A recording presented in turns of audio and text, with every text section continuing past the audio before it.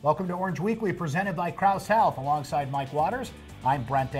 Coming up, Syracuse head coach Jim Boeheim discusses the progress made by Marek Dolezaj so far this season. And hey, didn't Syracuse just play Virginia Tech? Here comes a rematch with the Hokies, and it's a big opportunity for the Orange. But Mike, before we go ahead to that game on Saturday, let's look back to Wednesday night's game against Boston College. A rare blowout win in conference play for the Orange, but when the Eagles miss 18 straight three-pointers to start the game, you should probably win that one. Probably should, Brent, and Syracuse was able to do that.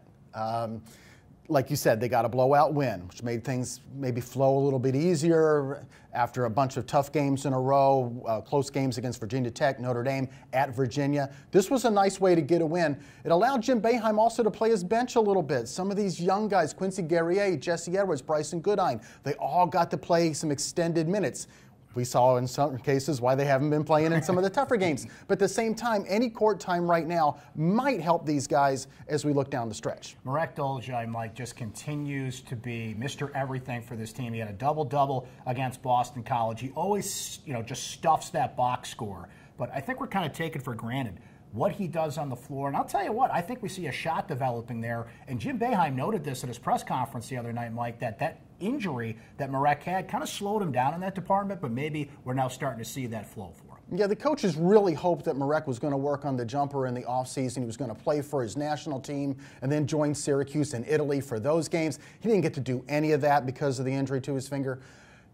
He's rounding into the type of player they hoped he would be. He's more consistent now. He's more aggressive, looking for his own shot. What I marvel at is the kid ranks 5th in the ACC in assist-to-turnover ratio at about 2.1 to 1. That's amazing for a 6'10" forward. The offense truly can run through him for Syracuse. And as our colleague Donna DeToda wrote about, he's much better at the free throw line lately because free throws matter, of course. We saw Buddy Boeheim take it inside a lot against Boston College. Now, they didn't exactly have, Dikembe Mutombo and Alonzo Mourning inside, right? So the opportunity was there. But, Mike, it's important that Buddy Boeheim does this because teams know he's a three-point shooter. They're going to push out defenses. They're going to make it difficult for him to get those threes. So for him to prove that he can dribble, drive, fake, get inside, use the glass is very important for him, and we really saw that against the Eagles. You can be a shooter, and that's great. But if you're going to be the type of scorer that Syracuse needs Buddy to be, basically Robin to Elijah Hughes' Batman, he needs to score more. You have to have a second and third move, and he's starting to develop those. The one that works best for him is, he's not the quickest guy off the dribble, but he's 6'6". So if he dribbles into the lane, the shot he's really developed is that 1 or 2 dribble, top of the lane, and hit the jumper from there. And you mentioned a couple of times he's driving and using the glass. It's another sign of just a really good shooter. Well, we talked about Marek Dolezaj a moment ago. Let's hear what the head coach has to say about his progress this season. It's time for Syracuse Soundbites. He does a lot of things for us that, just tons of things for us that, we have to have making plays. And it's a forward who can really make some plays. So it gives us Elijah and him, 2 guys that can make plays for us. Very important. Well, if you're having deja vu here, you're not alone. Syracuse just faced Virginia Tech back on January 7th.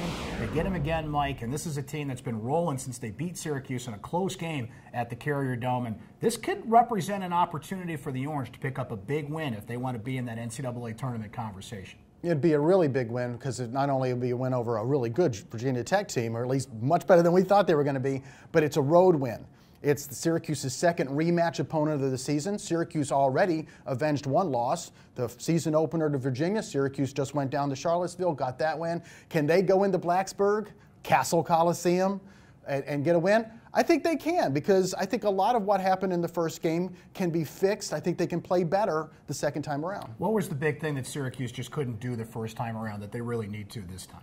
Well, make some shots. They got to create and take more threes. They didn't get as many three-point opportunities as they're used to. Obviously, you didn't make quite as many. I think they only made about 6 that game. That's not enough for Syracuse. So you got to do that. And the other thing, too, Syracuse led by 9 points with about 10 minutes to go in that game. You have to close out that game.